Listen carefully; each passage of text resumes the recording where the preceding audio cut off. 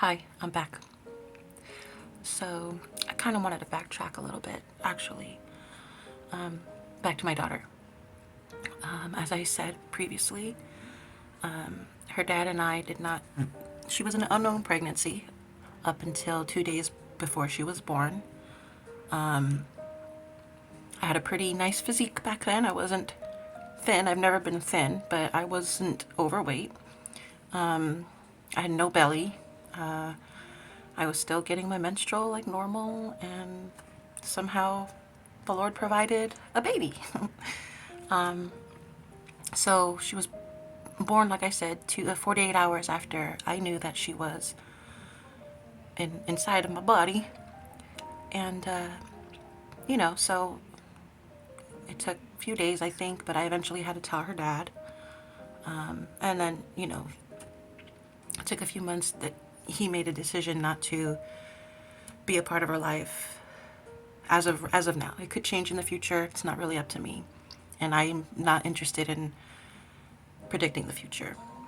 When my daughter was born, she was born with a congenital heart condition, which made things even more complicated.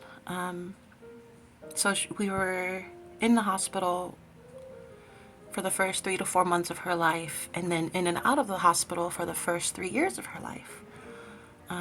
She's had several surgeries. She had a heart attack, I think, about 6 days after she was born. She had an emergency heart surgery, and then she coded after that surgery, had to get another surgery. She was on life support for a good month after that, and she recovered, she grew, she's thriving now, and you wouldn't know it if you saw her, but she does still have her own little heart issues till this day. So it was a lot.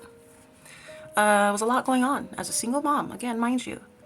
At the time, I had just started dating the person I mentioned previously, who I considered at the time to be the stepfather of my kids, because we were trying to build a family. We were trying to make sure things worked.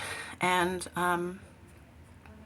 like everything else, at first everything was fine. And then once I had Audrey, I gave birth to Audrey, it seemed like everything changed, where he decided he was going to use my child to control me. And it worked. He loved her. He took care of her like nobody else. He's the only person I can say that spent sleepless nights with me there at the hospital. Whether we were cold, tired, hungry, dirty, not showered, he was right there with me. And unbeknownst to me, he was eventually going to use that against me and my family. And in 2019 is when I gained enough bravery to leave him permanently and leave that situation behind, and prayed that I would never put myself in a position like that again, myself or my children in a position like that again. I started going to church again in 2019. The church that I'm at now, place I work at, whoop whoop.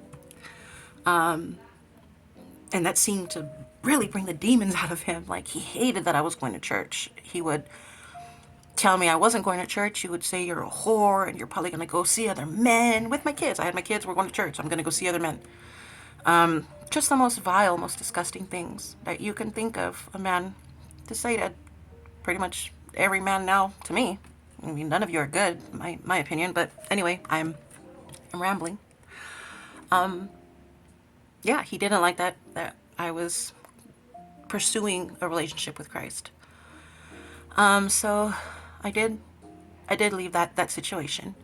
And shortly after is when I met one of the directors of this Hollywood film that I was working on. Again, just as a friend, was not interested in dating anybody at the time. And like I said, when I knew that he had feelings for me is when I knew I wasn't going to be able to pursue the project. And like I said, they brought me back.